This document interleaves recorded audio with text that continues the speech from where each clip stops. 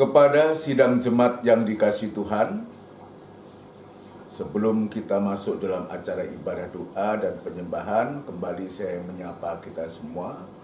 Selamat sore, Shalom. Sejahtera Tuhan kiranya tetap dilimpahkan kepada kita semua. Mari saudara sekalian, kita akan menyerahkan ibadah kita, sekaligus juga menyerahkan kehidupan kita ke tangan Tuhan. Biar Tuhan berkemurahan kepada kita. Kita tundukkan kepala. Bapa yang baik yang bertahta dalam kerajaan surga, di dalam nama Tuhan Yesus Kristus, Allah sesembahan dan pujaan hati kami satu-satunya, kembali sore hari ini kami datang kepadamu Tuhan, dengan segala kerendahan hati kami memohon pertolongan dari Engkau, terutama kehidupan kami ini Tuhan. Kami mengakui, menyadari banyak kekurangan kelemahan kami, dan ampuni, sucikan hati kami supaya kami layak beribadah kepadamu. Dan sekarang kami serahkan acara ibadah ini ke tangan-Mu Tuhan. Kiranya Engkau menolong dan memberkati ibadah kami ini dari awal sampai pada selesainya. Pelayan-pelayan-Mu yang terkait dalam ibadah ini, Tuhan juga menolong, memberikan kesehatan. Engkau pakai dengan heran Tuhan. Alat-alat yang kami gunakan juga Engkau kuasai, Engkau jamah. Dan segala pekerjaan setan yang coba mengganggu, merintangi dengan jalannya ibadah ini, kami sehati panggil nama-Mu yang penuh kuasa untuk mengusirkan segala pekerjaan setan itu di dalam nama Tuhan Yesus Kristus, darah Kristus yang berkuasa. Terima kasih Tuhan, terima kasih.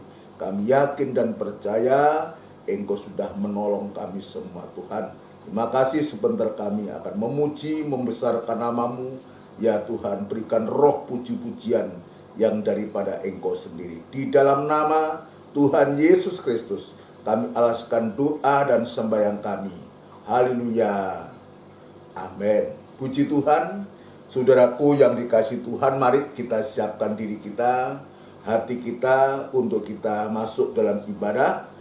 Dan kita akan melakukan pujian dari buku NR nomor 23. NR 23, Kunaikan Syukur Kepadamu.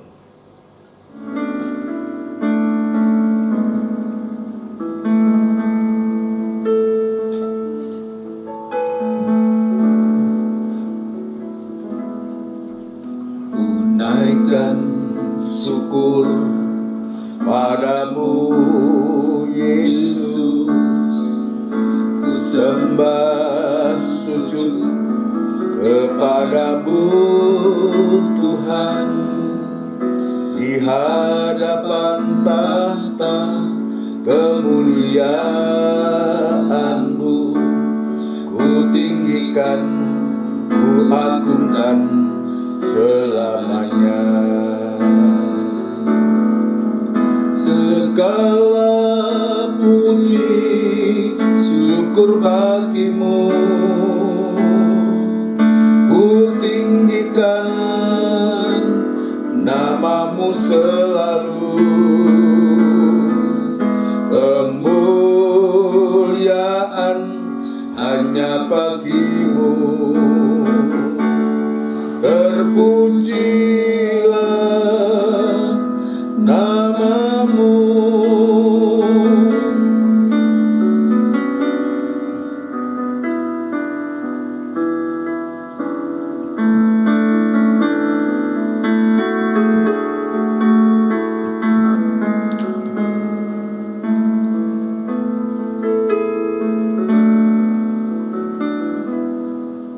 Kunaikan syukur padamu Yesus, ku sembah sujud kepadamu Tuhan, di hadapan tahta kemuliaan-Mu, ku tinggikan, ku agungkan selamanya.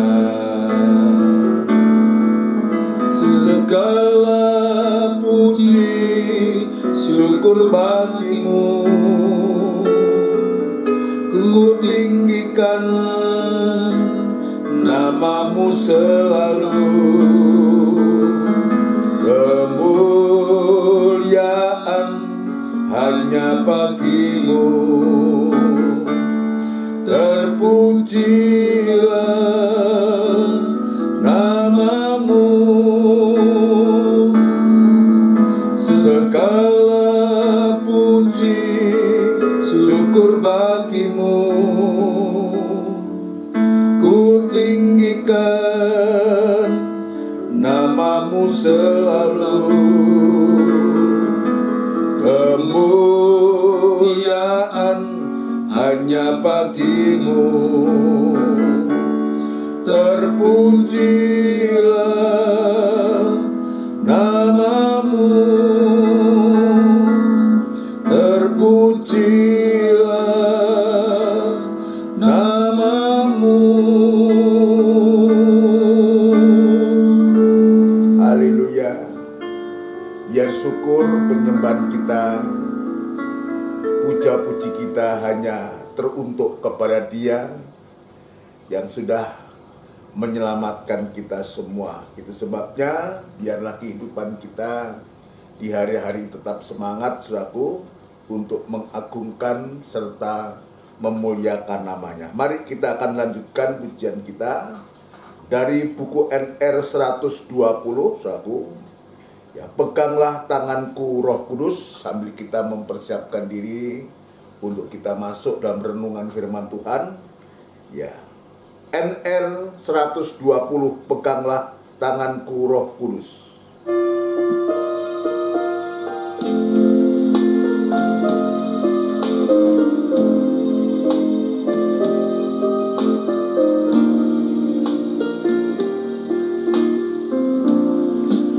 Peganglah tanganku Roh Kudus setiap hari.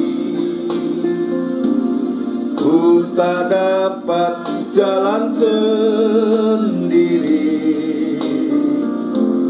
tanpa Roh-Mu. Bawalah diriku kepada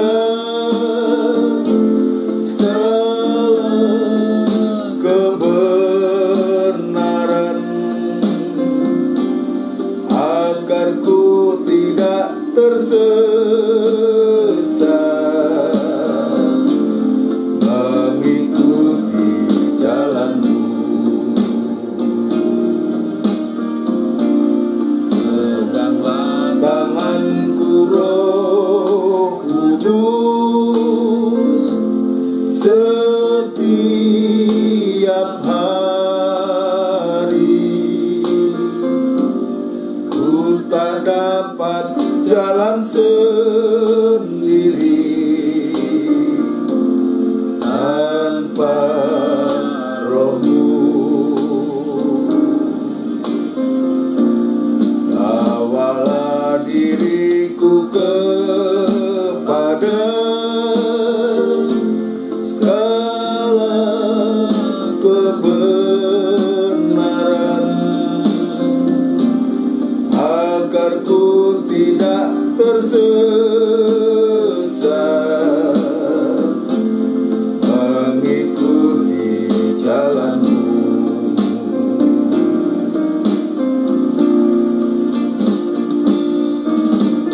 Haleluya.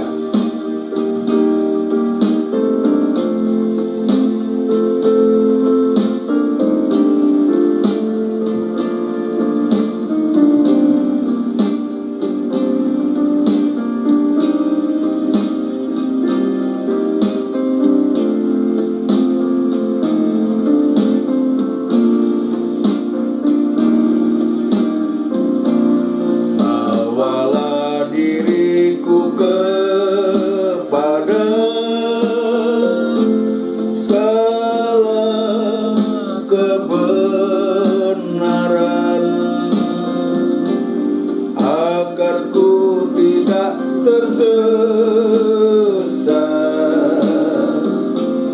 mengikuti jalan-Mu.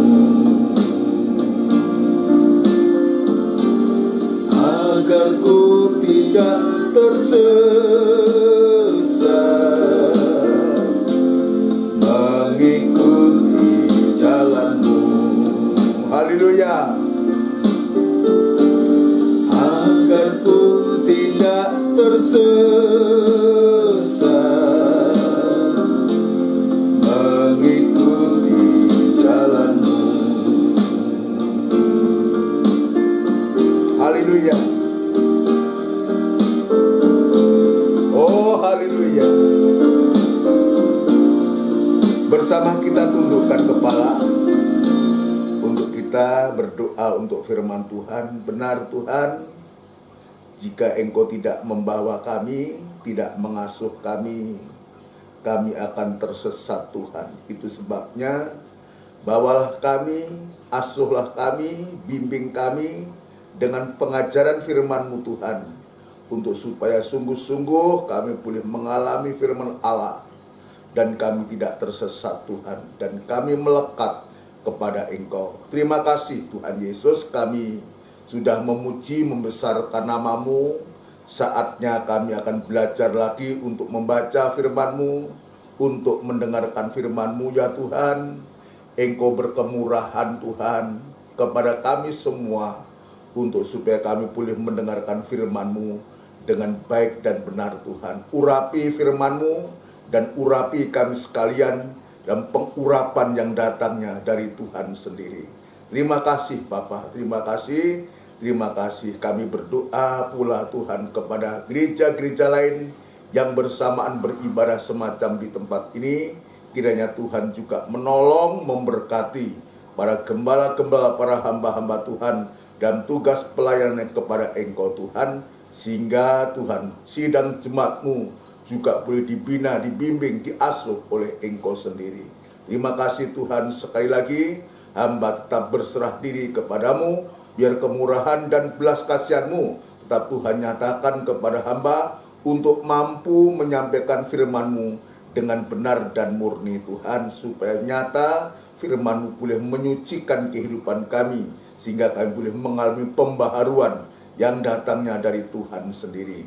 Seluruh sidang jemaat-Mu Tuhan yang saat ini berada di rumah mereka masing-masing, kiranya Tuhan juga menolong, memberkati, dudukkan dengan baik, dan tetap memberikan kerinduan dalam hati mereka untuk selalu merindukan Engkau Tuhan. Terima kasih Bapa di surga, terima kasih sekali lagi Tuhan, segala pekerjaan setan yang coba mengganggu, merintangi jalannya ibadah ini, Tuhan, sekali lagi kami sehati panggil nama-Mu yang penuh kuasa untuk mengusirkan segala pekerjaan setan dalam kelemahan tubuh apapun juga, di dalam nama Tuhan Yesus Kristus, darah Kristus yang berkuasa. Terima kasih Tuhan, di dalam nama Tuhan Yesus Kristus kami alaskan doa dan sembahyang kami. Haleluya. Amin. Puji Tuhan. Saudaraku yang dikasihi Tuhan, bersyukur, berterima kasih kepada Tuhan Yesus. Tuhan begitu baik dan kasih-Nya tiada pernah berubah, dulu, sekarang, dan untuk selama-lamanya. Dan kita masih boleh mendapatkan kesempatan untuk bisa beribadah dalam ibadah doa dan penyembahan ini. Biarlah doa penyembahan kita ini terarah hanya kepada Tuhan. Di hari-hari ini, saudara sekalian, kita sedang belajar tentang asuhan Tuhan, ya, asuhan Tuhan. Tubuh kita, jiwa kita yang sekarang kita sedang mendalami adalah roh kita, juga harus diasuh oleh Tuhan, untuk supaya kita bisa berdoa kepada Tuhan, bisa menyembah kepada Tuhan, menyembah dengan hati yang benar, ya. Berdoa dengan hati yang benar, maka doa itu akan didengar oleh Tuhan. Dan itu sebabnya kita belajar untuk kita menyerahkan kehidupan kita, untuk supaya benar-benar Tuhan berkarya lewat bimbingannya, lewat asuhannya kepada kita semua. Puji Tuhan, ya. Ya, ini yang Tuhan tunjukkan kepada kita, bagaimana Tuhan menunjukkan tujuan daripada roh itu diasuh oleh Tuhan, supaya roh kita ini bisa bertemu dengan rohnya Tuhan lewat doa-doa penyembahan kita kepada Tuhan.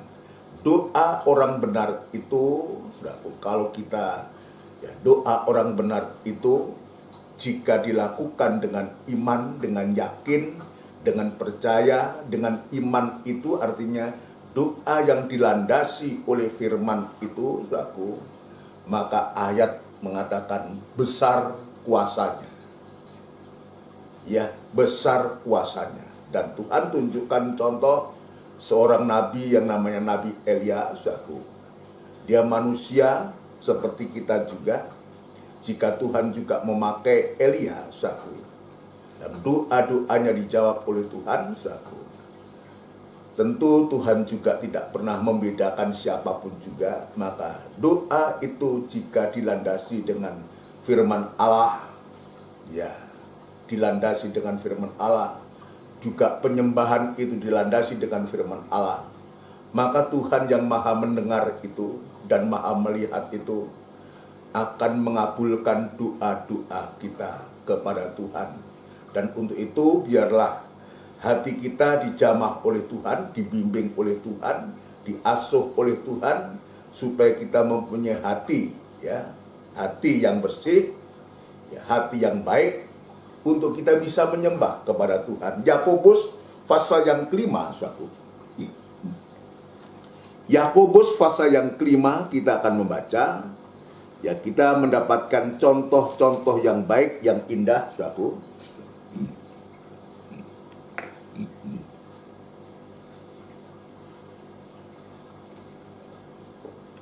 Yakobus pasal yang kelima, ayat yang ke-15 mulai, saudaraku. 15 mulai.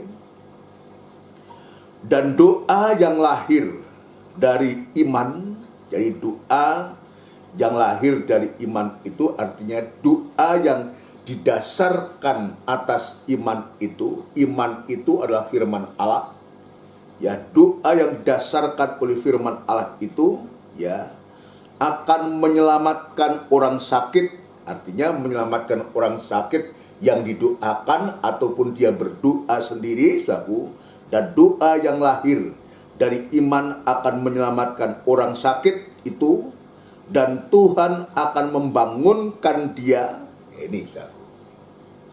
Dia akan membangunkan dia, artinya membangkitkan dia, menyembuhkan dia, ya, dari sakit penyakit itu, dari kelemahan tubuh itu, saudaraku.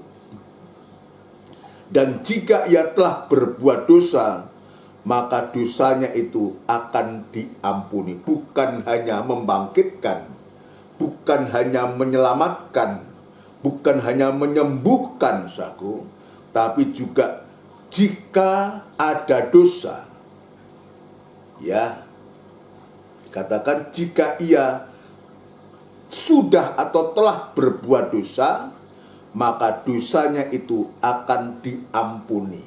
Ini luar biasa. Luar biasa. Sakit penyakit dipulihkan, disembuhkan, dan sekaligus dosa-dosa itu diampuni oleh Tuhan. Karena itu, ya, ayat yang ke-16, karena itu hendaklah kamu saling mengaku dosamu dan saling mendoakan. Jadi ada nasihat, ya, khususnya kepada kita semua, dan Tuhan mengajarkan untuk supaya orang sakit itu berdoa dan disembuhkan. Tapi juga Tuhan ajarkan di sini, karena itu hendaklah kamu saling mengaku dosamu dan saling mendoakan supaya kamu sembuh. Saling mendoakan itu, ya, kalau dia didoakan, ya sembuh. Tapi juga yang mendoakan itu juga didoakan oleh yang sakit. Jadi saling mendoakan, sama-sama saling mendoakan. Yang didoakan menerima doa, ya, saling mendoakan sehingga kamu sembuh. Sakit penyakit itu dijamah oleh Tuhan, ya, saling mengaku dosa. Ini hal yang luar biasa yang Tuhan ingatkan. Ini bukan hal yang mudah, saudaraku. Saling mengaku dosa itu adalah saling mengaku segala kekurangannya. Kalau kita bisa saling mengaku dosa, saudaraku, maka hasilnya tidak akan pernah ada pertempuran, ada perkelahian. Kenapa pertempuran itu terjadi, saudaraku? Karena keributan itu terjadi, masalah silih berganti terus terjadi, saudaraku. Karena dari pihak kita atau pihak orang lain, saudaraku, tidak ada saling mengaku dosa. Justru sebaliknya, justru saling mengaku akulah yang paling benar. Coba bayangkan kalau semuanya mengatakan aku yang benar, situ yang benar. Justru itu akan menghasilkan pertengkaran, akan menghasilkan pertempuran. Tapi sebaliknya, kalau kita bisa mengatakan aku yang salah, aku juga punya salah, sana juga mengatakan aku juga punya salah, aku juga orang berdosa. Lalu saya juga mengatakan, ya aku juga orang berdosa. Kalau orang salah dan orang salah ini mengakui kesalahannya, kekurangannya, kalau kita kaitkan dengan itu akan menghasilkan plus. Maka hasilnya adalah perdamaian. Jadi kalau masing-masing itu mengaku salah, maka hasilnya ada perdamaian. Ya. Kenapa negara-negara itu berperang dan berperang terus? Karena merasa dirinya paling benar. Kita lihat di Timur Tengah, Israel dan Palestina, berapa duit yang sudah harus dikeluarkan untuk berdamai. Berapa kali rundingan untuk berdamai. Sampai hari ini tidak pernah ada perdamaian. Selalu bermusuhan. Atau juga di negara-negara lain juga begitu. Sampai hancur luluh lantak, saudaraku. Kenapa? Karena masing-masing tidak mau mengakui kesalahannya. Tidak mau mengakui kekurangannya. Demikian pula dalam nikah dan rumah tangga, saudaraku. Kalau masing-masing membenarkan dirinya, ya tidak pernah akan ketemu. Tidak akan pernah ketemu. Demikian juga dalam sidang jemaat. Kalau jemaat juga saling membenarkan dirinya, atau gembala selalu membenarkan diri harus benar karena aku gembala, wah ini yang susah. Maka tidak akan pernah terjadi suatu pendamaian. Ya, tidak pernah akan terjadi suatu pendamaian. Justru yang terjadi ada kekisruhan. Tapi firman Tuhan ini memberikan suatu nasihat. Karena itu hendaklah kamu saling mengaku dosamu dan saling mendoakan supaya kamu sembuh. Sembuh itu artinya sehat. Saudara sekalian, kalau kita saling mengaku dosa, ini akan membuat kita menjadi sehat, sembuh, sehat. Sehat itu ya artinya ada suasana damai. Ada suasana damai, ada suasana ketenangan. Ini yang Tuhan tunjukkan. Lanjut ayat yang ke seterusnya, belum selesai. Doa orang benar bila dengan yakin. Yakin itu artinya beriman atau percaya. Ya. Bila dengan yakin didoakan, sangat besar kuasanya. Doa orang yang benar. Kata orang yang benar ini artinya, ya kita benar itu bukan karena kita memang orang benar. Kalau disebutkan doa orang benar itu adalah hasil dari pembenaran Allah yang tadinya kita tidak benar menjadi benar. Nah, kalau kita sudah benar di hadapan Allah karena dibenarkan oleh Allah, dan jika kita berdoa dan kita doakan dengan iman yakin. Tadi disebutkan berdasarkan iman, berdasarkan firman ya sangat besar kuasanya. Maka Rasul Petrus di sana menunjuk Elia adalah manusia biasa sama seperti kita, ayat 17, dan ia telah bersungguh-sungguh berdoa supaya hujan jangan turun, dan hujan pun tidak turun di bumi selama 3 tahun dan 6 bulan dan atau selanjutnya, lalu ia berdoa pula dan langit menurunkan hujan dan bumi pun mengeluarkan buahnya. Ini yang Tuhan ajarkan kepada kita. Itu sebabnya kenapa saudara sekalian, roh kita ini, roh itu harus diasuh oleh Tuhan. Ya, diasuh oleh Tuhan, diasuh oleh firman Tuhan.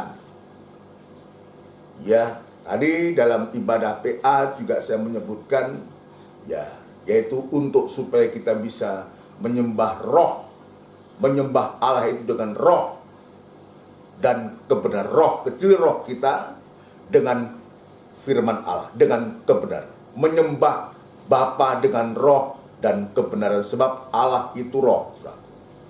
Ya, ini yang Tuhan tunjukkan kepada kita, yang Tuhan begitu baik kepada kita, untuk supaya kita sungguh-sungguh, ya, doa-doa kita, permohonan-permohonan kita kepada Tuhan itu didengar oleh Tuhan. Ya, ini yang Tuhan. Contoh yang lain, siapa? Salomo.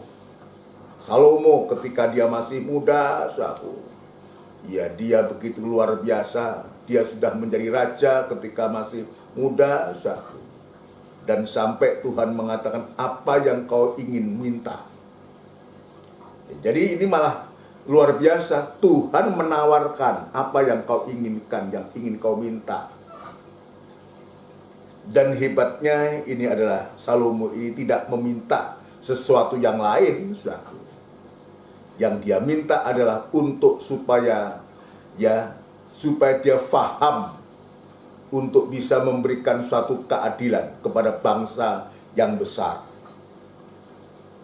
Dan Tuhan juga melihat, karena doa dari Salomo ini tujuannya untuk kemaslahatan rakyat, saudaraku, untuk kepentingan rakyat, saudaraku. Maka Tuhan juga mendengarkan doa daripada Salomo ini. Dan Tuhan memberikan hikmat, memberikan hati yang bijak, saudaraku, untuk bisa menyampaikan, ya, keadilan di tengah-tengah negerinya, di mana dia telah dipercayakan oleh Tuhan untuk memimpin bangsa Israel. Coba dalam satu raja-raja, ya, satu raja-raja kita akan membaca. Ya. Tidak mengapa kita menggunakan waktu ini untuk bisa membaca firman Tuhan. Satu raja-raja pasal yang ketiga lebih dulu, ya. Raja-raja pasal yang ketiga ayat yang kelima.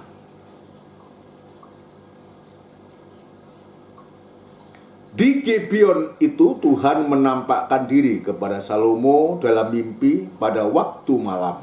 Jadi jelas menampakkan diri kepada Salomo dalam mimpi pada waktu malam. Berfirmanlah Allah, mintalah apa yang hendak kuberikan kepadamu. Artinya disuruh meminta, aku akan kabulkan permintaanmu itu. Ini adalah mimpi. Mimpi yang dialami oleh Salomo. Dan Tuhan berfirman. Berfirmanlah Allah. Ini luar biasa. Apa mungkin Tuhan itu akan berfirman kepada orang yang tidak benar? Tidak mungkin. Tidak mungkin Tuhan itu berfirman kepada orang yang tidak beriman. Atau dengan orang berdosa, tidak mungkin. Ya. Mintalah apa yang hendak kuberikan kepadamu. Ini yang Tuhan tunjukkan. Saudara, yang Tuhan tunjukkan kepada Salomo ini. Lalu Salomo berkata, engkaulah yang telah menunjukkan kasih setiamu yang besar kepada hambamu Daud, ayahku, sebab ia hidup di hadapanmu dengan setia, benar dan jujur terhadap engkau. Dan engkau telah menjamin kepadanya kasih setia yang besar itu, dengan memberikan kepadanya seorang anak yang duduk di tahtanya seperti pada hari ini. Maka sekarang ya Tuhan, sekarang dia bermohon kepada Tuhan. Maka sekarang ya Tuhan Allahku, engkaulah yang mengangkat hambamu ini menjadi raja menggantikan Daud ayahku, sekalipun aku masih sangat muda dan belum berpengalaman. Demikianlah hamba-Mu ini berada di tengah-tengah umat-Mu yang Kau pilih, suatu umat yang besar, yang tidak terhitung dan tidak terkira banyaknya. Maka berikanlah kepada hamba-Mu ini, kita lihat permintaannya, permohonannya, hati yang benar ini, roh yang benar ini, satu kehidupan yang mau diasuh oleh Tuhan. Dalam tulisan yang lain, satu dia juga mengatakan, ketika aku sebagai anak ya, di hadapan Bapakku, dia juga mendapatkan ajaran dari ayahnya itu tentang kebenaran. Maka di sini kita lihat, demikianlah hamba-Mu ini berada, atau ayat 9, saudaraku, maka berikanlah kepada hamba-Mu ini hati yang faham menimbang perkara, untuk menghakimi umat-Mu dengan dapat membedakan antara yang baik dan yang jahat. Sebab siapakah yang sanggup menghakimi umat-Mu yang sangat besar ini? Ini yang dibutuhkan, yang diperlukan oleh Salomo.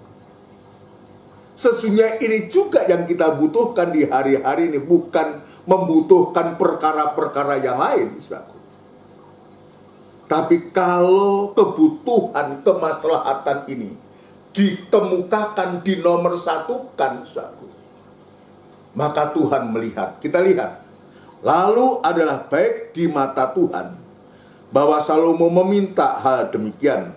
Jadi berfirmanlah Allah kepadanya, oleh karena engkau telah meminta hal yang demikian, dan tidak meminta umur panjang atau kekayaan atau nyawa musuhmu, melainkan pengertian untuk memutuskan hukum, maka sesungguhnya aku melakukan sesuai dengan permintaanmu itu. Sesungguhnya aku memberikan kepadamu hati yang penuh hikmat. Ini yang Tuhan berikan pribadinya sendiri. Ya, Tuhan memberikan, aku melakukan sesuai dengan permintaanmu.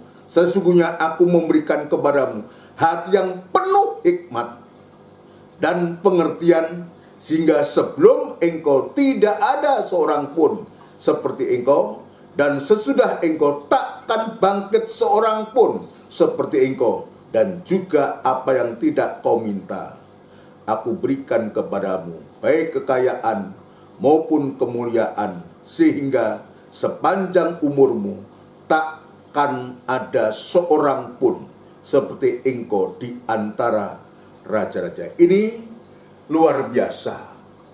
Luar biasa Salomo ini, saudara. Tuhan berikan, ya, berikan hikmat untuk supaya bisa, ya, untuk bisa memberikan suatu keadilan, ya, memberikan kepada hati yang penuh hikmat dan pengertian. Ya, ini diterima oleh Salomo. Kalau saja Tuhan itu bisa memberikan hikmat dan pengertian, memberikan firman Allah untuk bisa mengadili, menghakimi bangsa yang besar ini, maka yang lain pun yang tidak diminta. Ini disebutkan, yang tidak kau minta aku berikan kepadamu, baik kekayaan maupun kemuliaan, sehingga sepanjang umurmu takkan ada seorang pun seperti engkau di antara raja-raja. Ini hebat, ini luar biasa. Ya, ini memberikan satu gambar, memberikan satu contoh, saudaraku. Kalau kita berdoa itu jangan aneh-aneh lah. Meminta sesuatu yang rasanya Tuhan tidak mungkin. Tuhan itu tahu kok apa yang ada dalam hati kita. Bahkan ayat mengatakan sebelum kita meminta pun Bapa itu tahu apa yang sedang kita butuhkan. Dan kita yakin dan percaya kalau demikian yang kita bisa lakukan adalah, maka kita bisa menyembah, hanya bisa menyembah kepada Tuhan. Kalau kita bisa menyenangkan Tuhan, bisa menyembah kepada Tuhan,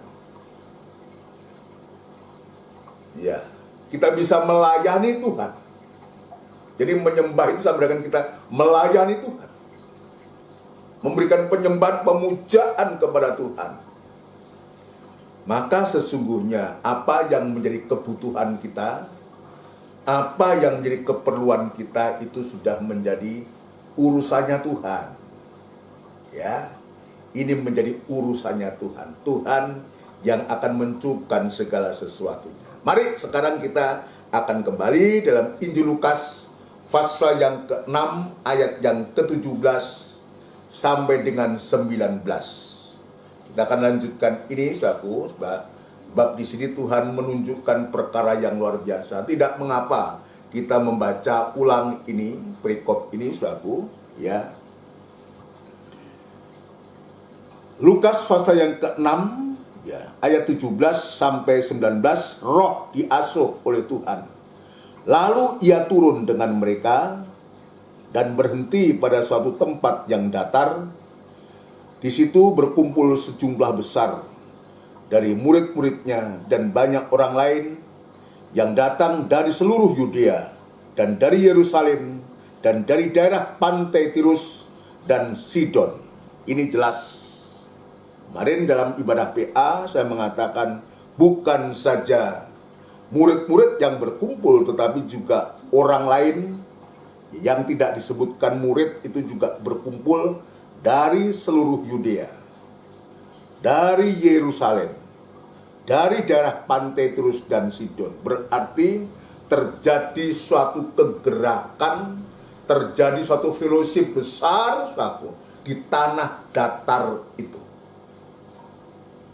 Ya, terjadi suatu persekutuan, fellowship besar, saudaraku, dan di situ Tuhan itu yang menyatakan kemuliaannya,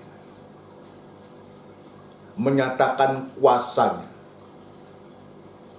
Dan tujuan daripada semua murid-murid yang ada dan orang banyak ini, saudaraku, ya, kita bisa mendengar, bisa melihat ayat yang 18, mereka datang untuk mendengarkan dia dan untuk disembuhkan dari penyakit mereka. Jadi ada yang mendengar firman Allah, tetapi juga ada yang membawa sakit, penyakit, membawa masalah dan persoalan. Dan juga ada mereka yang dirasuk oleh roh-roh jahat, beroleh kesembuhan. Dan semua orang itu berusaha menjamah dia karena ada kuasa yang keluar daripadanya, dan semua orang itu disembuhkan oleh Tuhan. Ya, ini. Kalau tadi awal saya mengatakan doa orang benar itu adalah doa orang yang diasuh oleh Tuhan, besar kuasanya. Tapi kita juga melihat sekarang betapa Tuhan itu bersama orang-orang banyak ini. Orang-orang yang banyak ini adalah orang-orang yang mau diasuh. Apa buktinya? Dia mau mendengarkan firman-Nya, mendengarkan suaranya, mendengarkan perkataannya. Ya, mendengarkan perkataannya. Dia senang, dia berhenti, dia senang di tanah datar itu. Kemarin saya menyampaikan tanah datar ini adalah tanah rata. Tanah rata ini adalah tanah datar ini adalah hati yang baik. Hati yang baik. Hati yang baik itu bagaimana, saudara?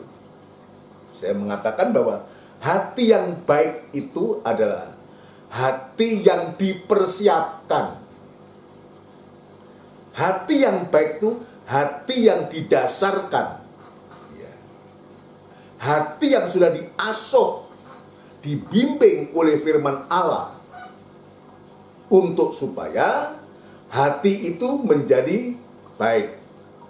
Tanah datar, ya, tanah itu, saku, ya, tempat yang datar itu, saku, atau tanah yang datar, tempat yang datar itu, ya, itu tanah, pasti tanah, bukan berbukit-bukit, saku. Tapi ini tanah di tempat yang datar, saudaraku.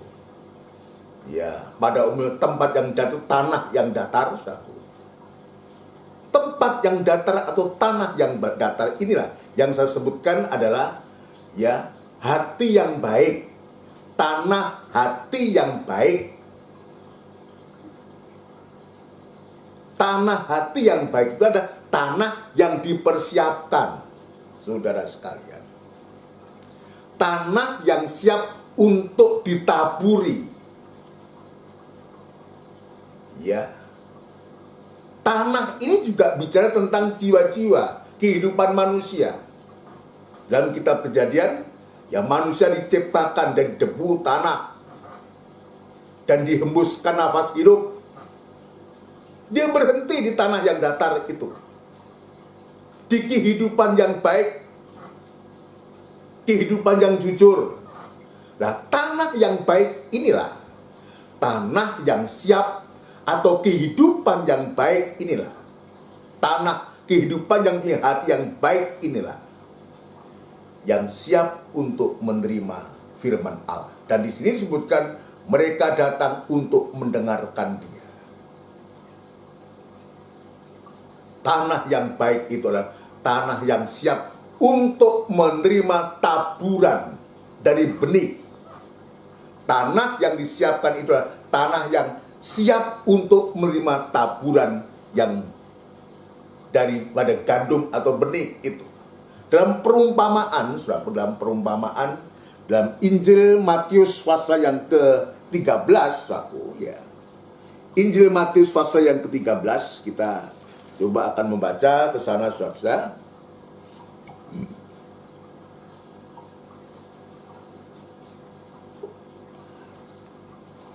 Matius pasal yang ke-13, di sana ada perumpamaan tentang penabur benih.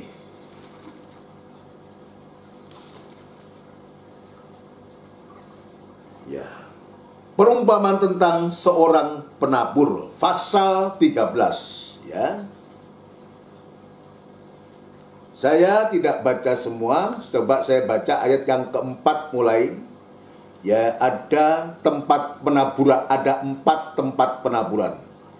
Pada waktu ia menabur, sebagian benih itu jatuh di pinggir jalan, ini yang pertama.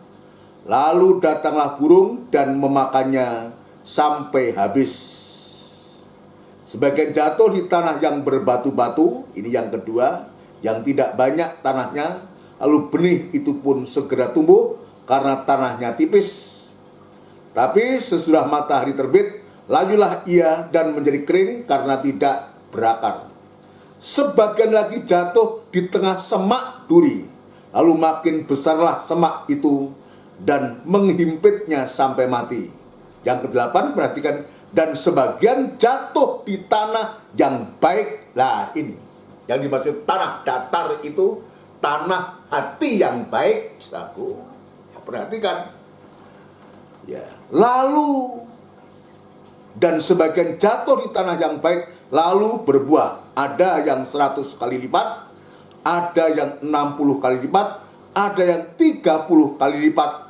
Siapa bertelinga, hendaklah ia mendengarkan. Jadi kita bisa melihat, kalau kita menerima taburan firman Allah dan kita mendengar firman Allah yang didasari dengan tanah hati yang baik, sebab Tuhan berkehendak di situ, di tanah datar ini, murid-murid dan orang banyak itu berkumpul untuk menerima firman Allah. Tadi saya mengatakan manusia itu juga digambarkan seperti tanah, berasal dari tanah yang dihembuskan nafas hidup oleh Tuhan. Di tanah datar, manusia itu berkumpul untuk bisa mendengarkan firman Allah, artinya dia siap untuk menerima taburan benih itu, yaitu ada tanah hati atau kehidupan yang diasuh, disiapkan oleh Tuhan untuk bisa mendengarkan firman Allah.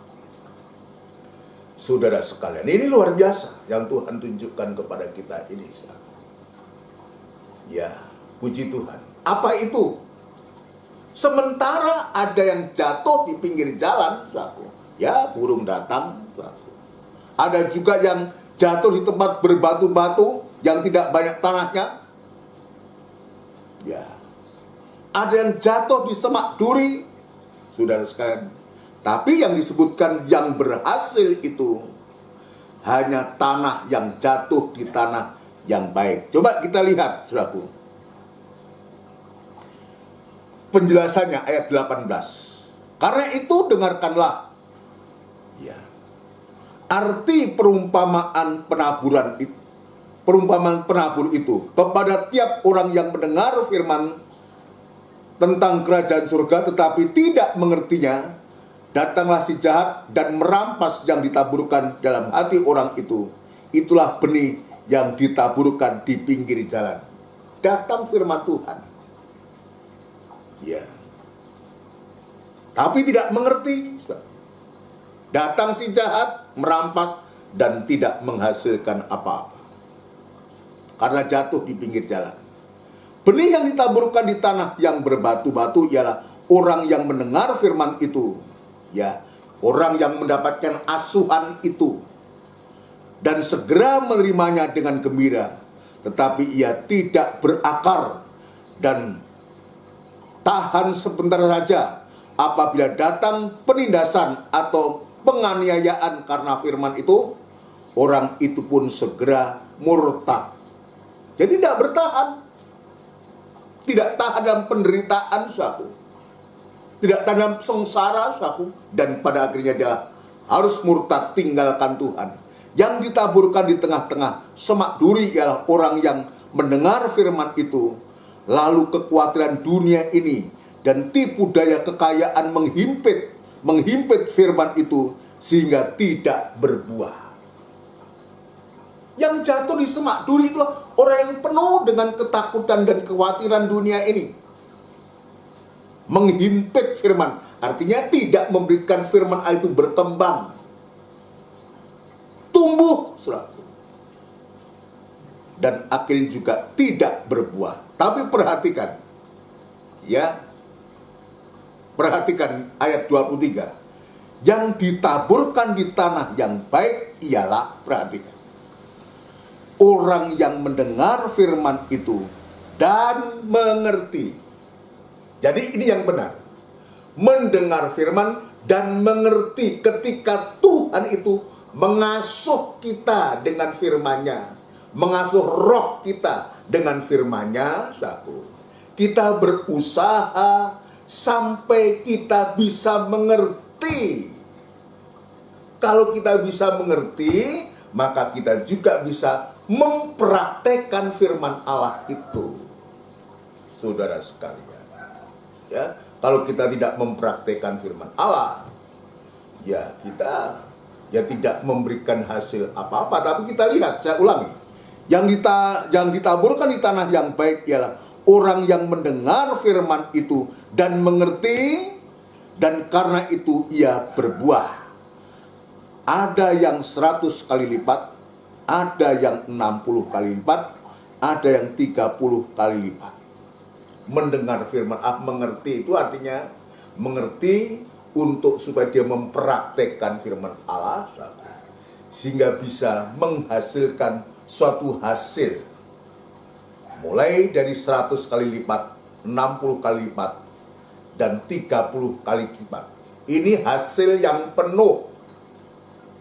Ini luar biasa. Apa itu? Yaitu tanah datar, tanah yang baik,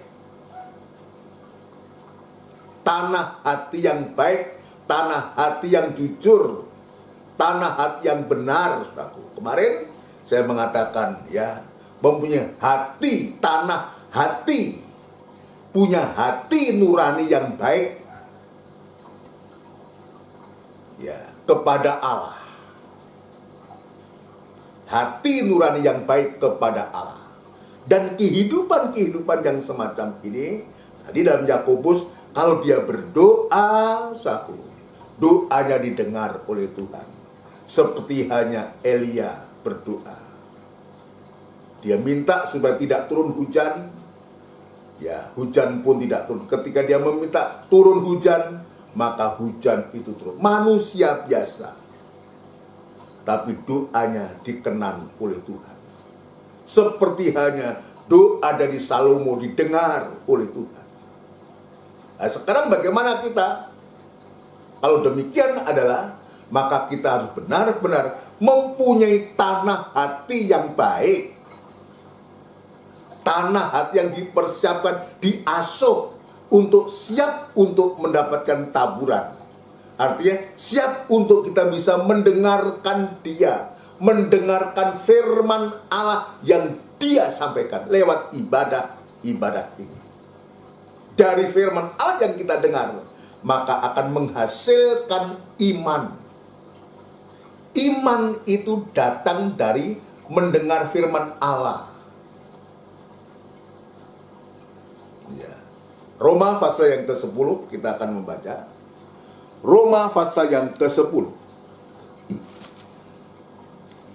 Roma pasal yang ke-10, saudara sekalian.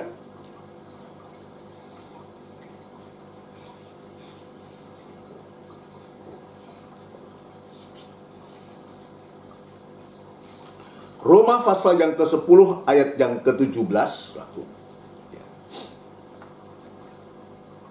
Roma pasal 10 ayat yang ke-17.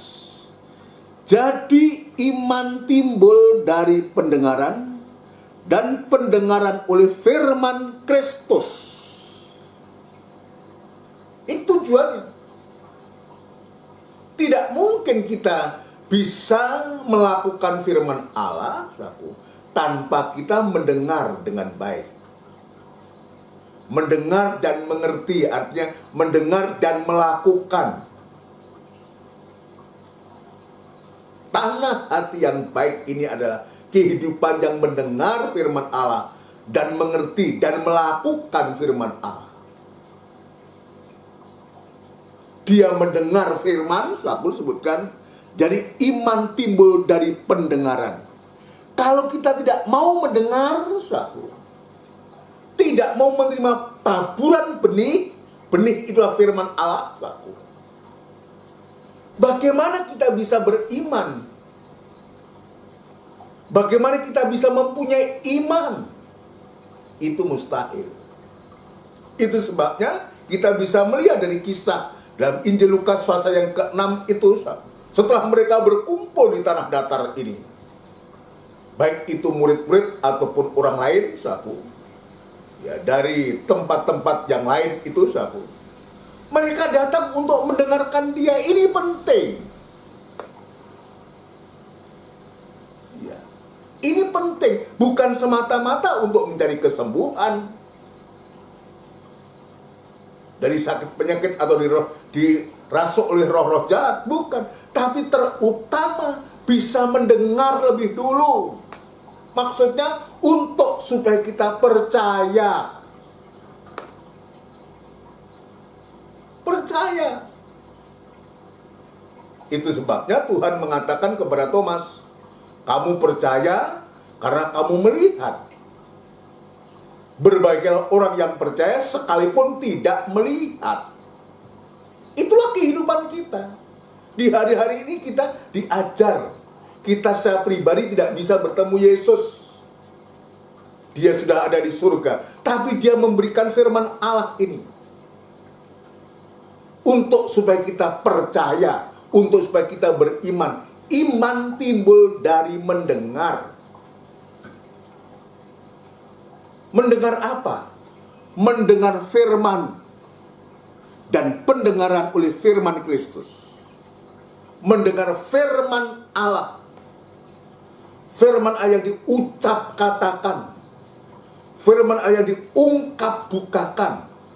Firman Allah dalam urapan Roh Kudus itu. Ini luar biasa, saudara sekalian. Yang Tuhan tunjukkan kepada kita ini. Ya, untuk kita betul-betul, kalau kita ya sudah mendengar, kita percaya. Ya, kita percaya kepada firman. Sampai kita mempercayakan diri sepenuh kepada Tuhan, yakin, maka seperti Elia, seperti Salomo, doanya didengar oleh Tuhan.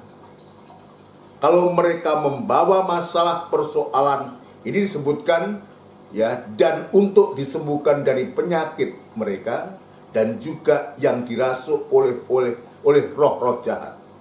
Maka sakit penyakit bahkan roh jahat sekalipun akan pergi. Kenapa? Karena hati ini, ya, roh kita ini, hati kita ini sudah menjadi tempat Yesus itu berdiam. Menjadi tempat landasan Allah itu berdiam. Ya.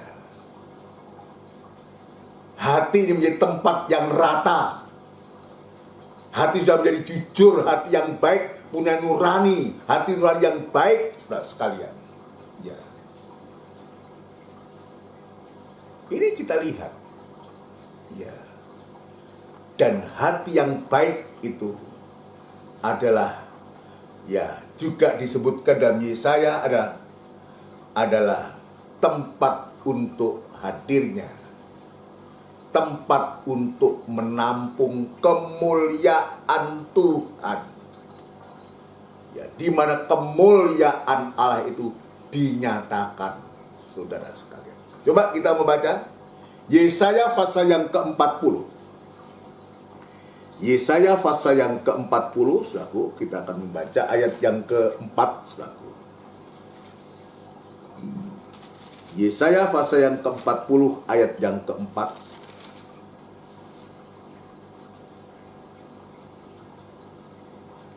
Atau ayat yang ketiga, ada suara yang berseru-seru, persiapkanlah di padang gurun jalan untuk Tuhan, luruskanlah di padang belantara jalan raya bagi Allah kita. Setiap lembah harus ditutup. Ya, ditutup, suatu lembah itu tempat yang, ya, lembah harus ditutup, dan setiap gunung dan bukit diratakan. Yang lembah diuruk, saudaraku, ya, ditimbun, diratakan, saudaraku. Lembah itu harus ditutup, artinya diratakan, saudaraku. Dan setiap gunung dan bukit diratakan, saudaraku. Yang nonjol, yang bergunung, yang berbukit harus diratakan, saudaraku. Tanah yang berbukit-bukit harus menjadi tanah datar, jadi tanah yang rata. Dan tanah yang berlekuk-lekuk menjadi dataran, maka kemuliaan Tuhan akan dinyatakan, dan seluruh umat manusia akan melihatnya bersama-sama. Sungguh Tuhan sendiri telah mengatakannya. Jadi tanah datar, tanah rata ini, saudaraku, ada tempat kemuliaan Allah itu dinyatakan, maka kemuliaan Tuhan. Dan tanah yang berlekuk-lekuk menjadi dataran, maka kemuliaan Tuhan akan dinyatakan di sana. Ini kita lihat, bukan saja doa itu didengar, tapi juga hati yang baik itu digambarkan tanah yang rata, ya, yang menjadi dataran itu, yaitu, ya, seperti bagaikan tempat landingnya pesawat. Ya, kalau kita ke bandara gitu kan, wah, jalannya rata, halus, kuat untuk menampung, untuk menerima hadirnya pesawat itu, untuk menerima kemuliaan Allah itu dinyatakan atas kehidupan kita.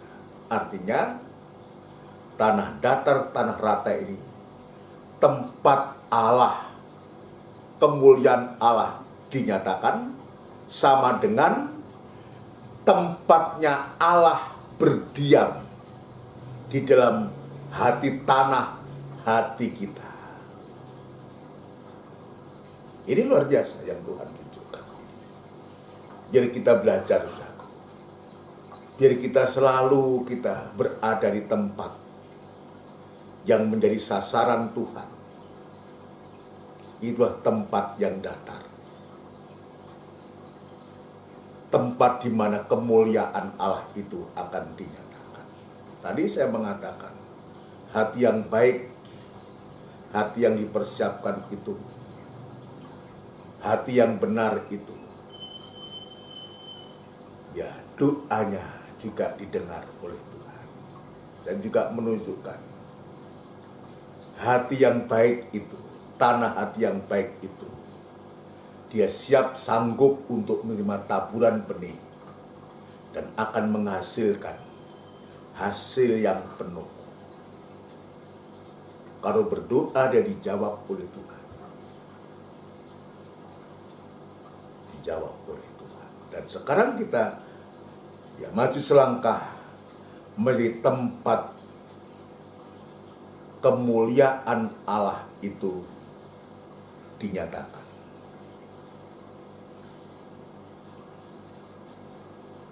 Raja Daud juga berdoa, dia berdoa, tuntunlah aku di jalan yang rata. Coba Mazmur pasal 27. Raja Daud, dia juga dalam doanya, ya, Mazmur pasal 27, ayat yang ke-11. Ya.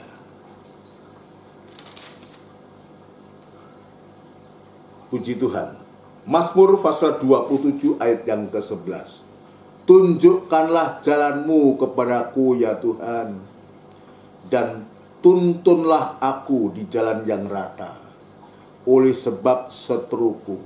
Siapa setru itu? Lawan, atau orang tidak senang terhadap kita atau dengan kita.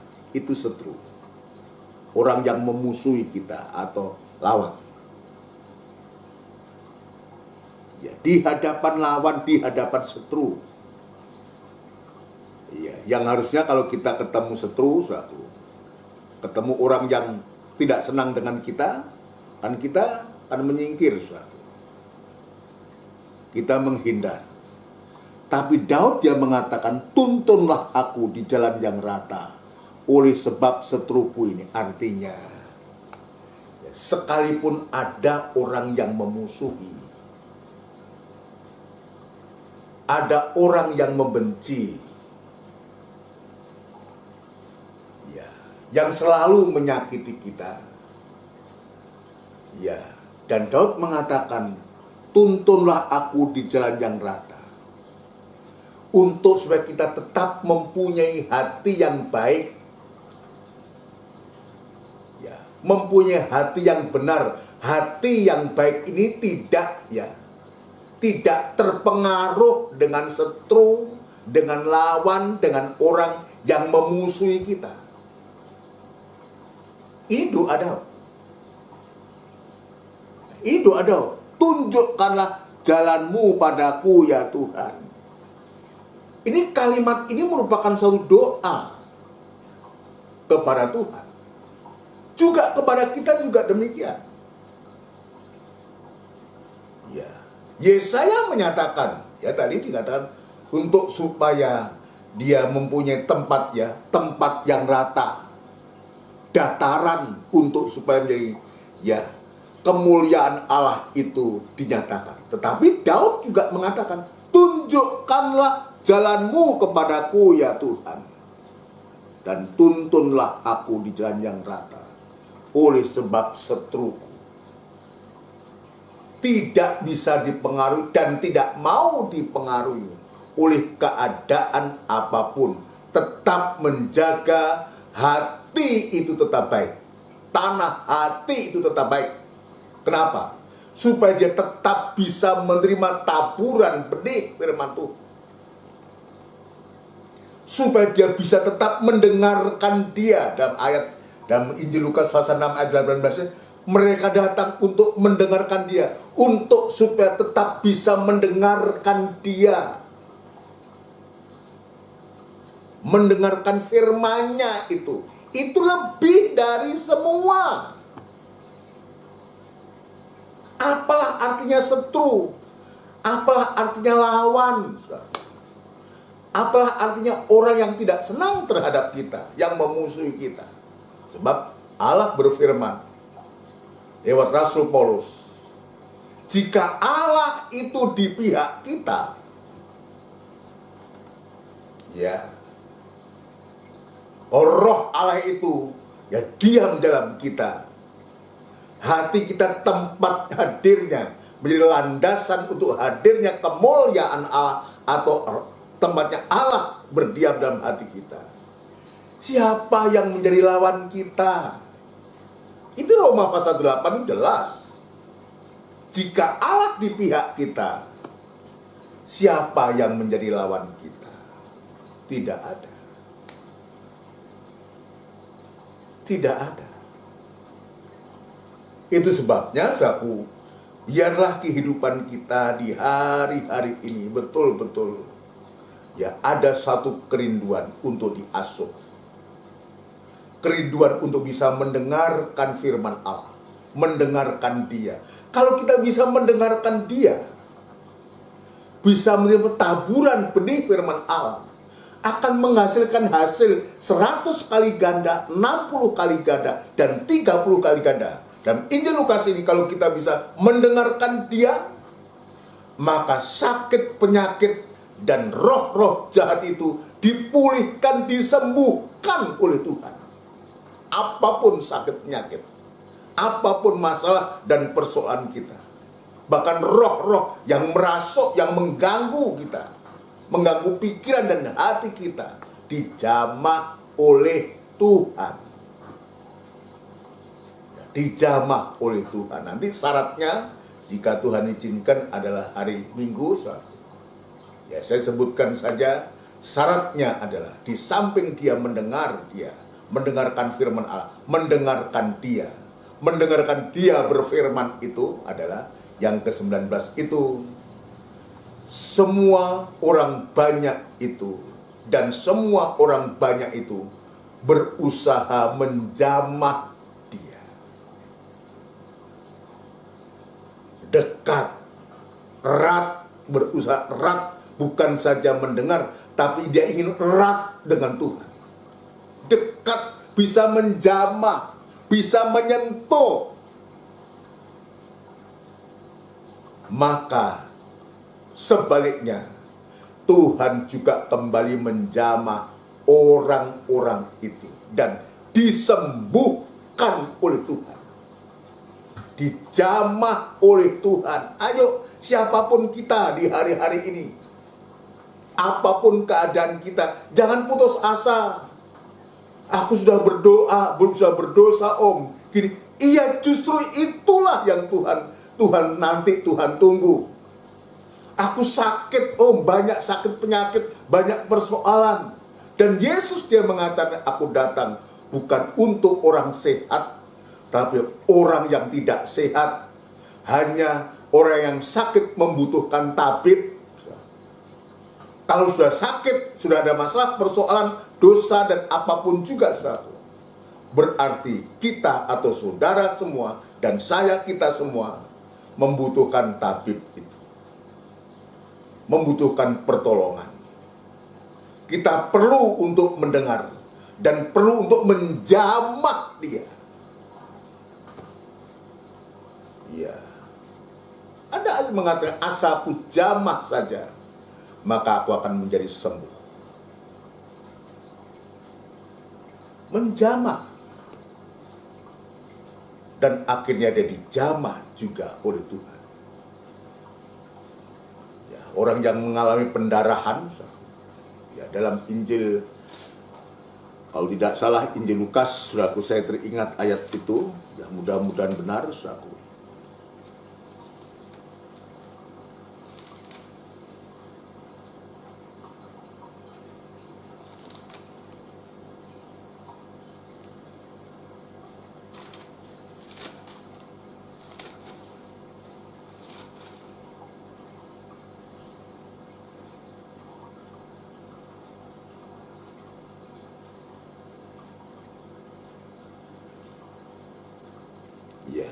Ya, nanti lain kali saya akan mencarikan, saudaraku. Ya. Asalku jamah saja, akan sembuh. Kita menjamah, kita mau erat, mau dekat dengan Tuhan. Dan Tuhan itu Allah yang sangat peduli. Dia juga menjamah. Ayat yang terakhir, yang tadi saya tunjukkan dalam Injil Matius, saudaraku, Injil Matius. Ya. Injil Markus maksud saya, Markus pasal yang kedua. Markus pasal yang kedua ayat yang ke-17. Ya. Ini terjadi pada panggilan kepada Lewi. Lewi ini pekerjaannya pemungut cukai. Ya. Pemungut cukai itu dianggap sebagai orang yang berdosa, orang jahat, saudaraku. Tapi nanti sudah akan baca di atasnya, tapi kita akan baca ayat 17. Yesus mendengarnya dan berkata kepada mereka. Atau ayat 16 ya. 16. Pada waktu ahli-ahli Taurat dan dari golongan Farisi melihat bahwa ia makan dengan pemungut cukai dan orang berdosa itu, berkatalah mereka kepada murid-muridnya, mengapa ia makan bersama-sama dengan pemungut cukai dan orang berdosa? Yesus mendengarnya dan berkata kepada mereka, bukan orang sehat yang memerlukan tabib. Jadi kita bisa melihat sini, ya, bahwa orang berdosa itu sama dengan orang sakit. Ya. Tetapi orang sakit, aku datang bukan untuk memanggil orang benar, melainkan orang berdosa. Jadi ini sudah benar. Orang banyak sudah benar mereka. Ya. Dia datang kepada Tuhan dengan membawa sakit, penyakit, dengan membawa dosa dan kejahatannya. Dan Tuhan jamah dan sembuhkan semua. Ini pentingnya. Rasa butuh, rasa perlu untuk mendengar. Ya. Ini penting.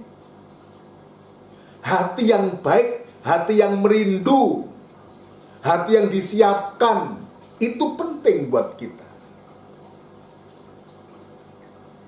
Ya, untuk kita bisa menerima asuhan Tuhan. Mudah. Hati yang baik itu mudah diasuh oleh Tuhan. Ini jelas Tuhan mengatakan, hanya orang sakit yang membutuhkan tabib. Kalau kita datang dengan sakit penyakit,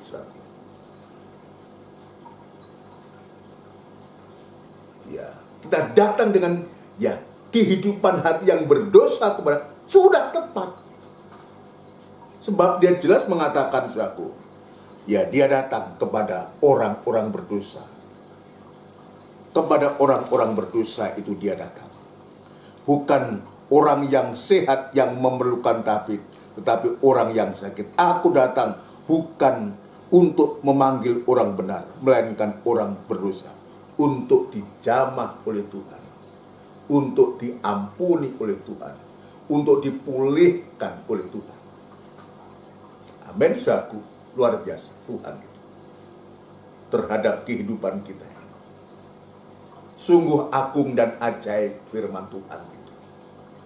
Berkuasa. Dia katakan, dari semua orang banyak itu berusaha menjamah dia, karena ada kuasa yang keluar daripadanya, dan semua orang itu disembuhkan,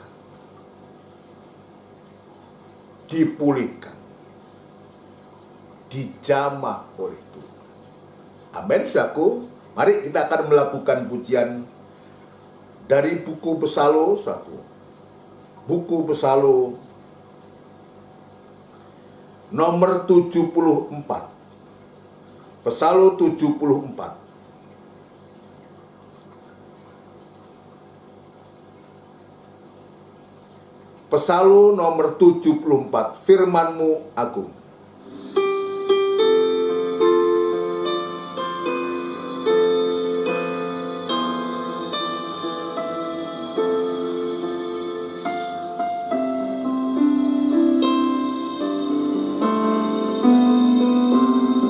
Haleluya.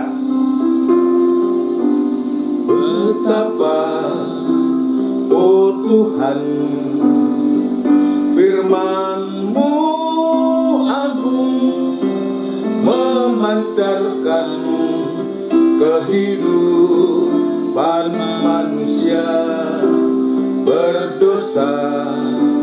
Ku sadar, ku bertobat akan hidupku yang telah jauh dari sisimu.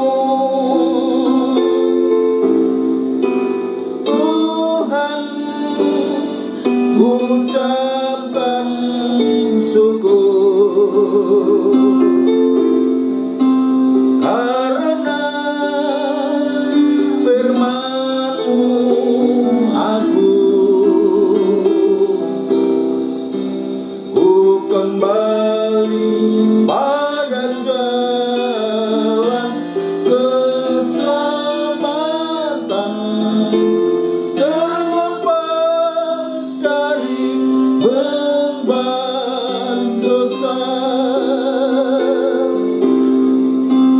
Tuhan, ucapkan syukur karena firman-Mu aku kembali pada jalan keselamatan, terlepas dari beban dosa. Ku kembali pada jalan keselamatan, terlepas dari beban dosa. Bersama kita tundukkan kepala. Benar Tuhan, firman-Mu agung, firman-Mu ajaib, firman-Mu luar biasa. Engkau sudah memberkati kami Tuhan pada malam hari ini dalam ibadah, doa dan penyembahan ini Tuhan. Engkau sudah menyatakan kebenaran-Mu untuk supaya membenarkan kehidupan kami.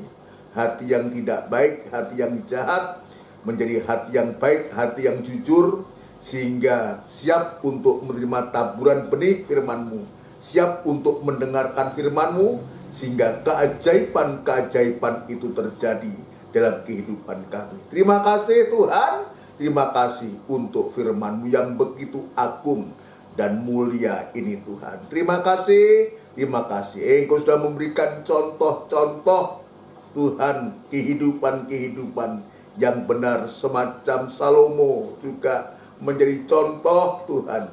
Yesaya Tuhan juga memberikan contoh kepada kami Tuhan. Dalam Petrus juga Engkau menunjukkan bagaimana seorang Elia yang manusia biasa Tuhan, Engkau juga menolong, memakai semua Tuhan.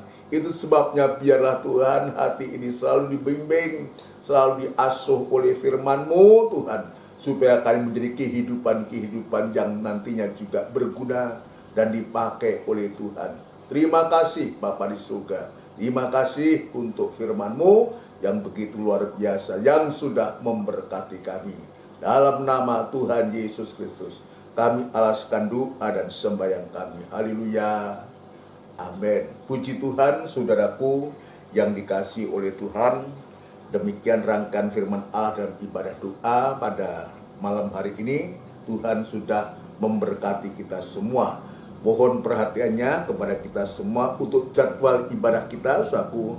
Nanti kita akan kembali pada hari Minggu Raya, saudaraku, tanggal 21 November, jam 5:30 sore tepat, saudaraku. Ya, ada ibadah raya, biar kita manfaatkan waktu-waktu ini. Dan untuk pengumuman selanjutnya nanti kita dengarkan pada hari Minggu. Puji Tuhan, kita tetap berdoa terus, kita nyatakan kerinduan kita kepada Tuhan, untuk supaya Tuhan memberikan firman-Nya untuk kita semua. Puji Tuhan.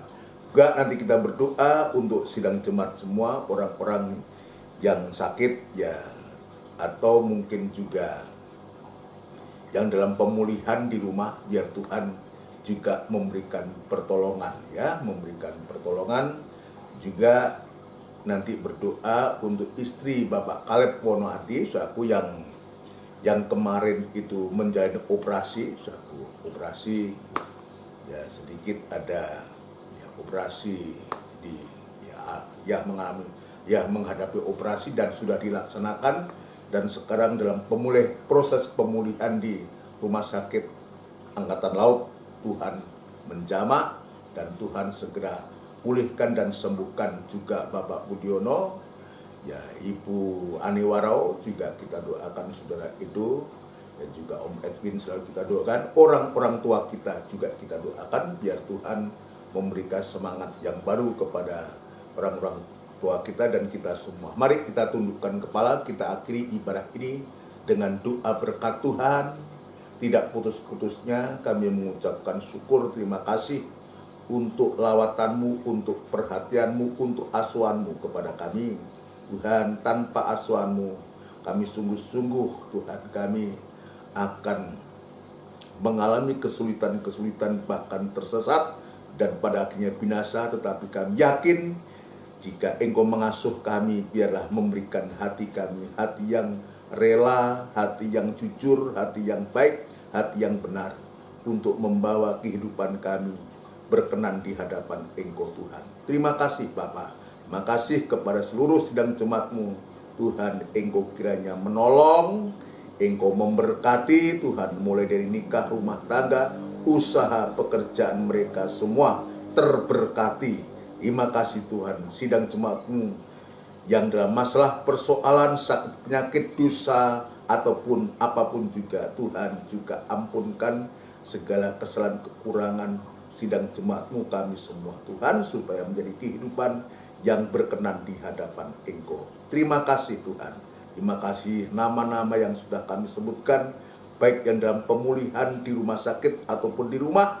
Ya Tuhan, tangan-Mu Tuhan yang penuh belas kasihan itu, biar Tuhan ulurkan, Tuhan jamah dan sembuh semua, dan nama Engkau yang dipermuliakan. Segala pekerjaan setan yang coba mengganggu pikiran hati mereka semua, hati sidang jemaat-Mu semua, Tuhan jamah semua, Tuhan singkirkan dengan kuasa darah daripada Engkau Tuhan, dan menjadi pulih dan sembuh Tuhan. Terima kasih Tuhan, orang-orang tua kami, ya Tuhan memberikan semangat yang baru di masa tuanya, sehingga berbahagia bersama Tuhan, bersama keluarga semua. Terima kasih Tuhan, terima kasih. Berdoa pula untuk bangsa dan negara kami, Republik Indonesia yang kami cintai. Ya Tuhan, ya Tuhan memberkati, memakai para pemimpin kami, mulai dari Bapak Presiden, Wakil Presiden, jajaran menteri, pejabat tinggi negara di pusat, di daerah. Tuhan, Engkau memberkati TNI Polri bahu-membahu untuk mengatasi bangsa kami ini Indonesia, memberikan hikmat marifat yang dari surga, sehingga kebijakan-kebijakan yang diambil oleh pemerintah ini sungguh-sungguh Tuhan pro rakyat, pro untuk seluruh rakyat Indonesia, untuk kemaslahatan masyarakat Indonesia. Terima kasih Tuhan, terima kasih. Sebentar kami akan berpisah satu dengan lain, akan beristirahat malam. Kiranya Tuhan menolong kami semua.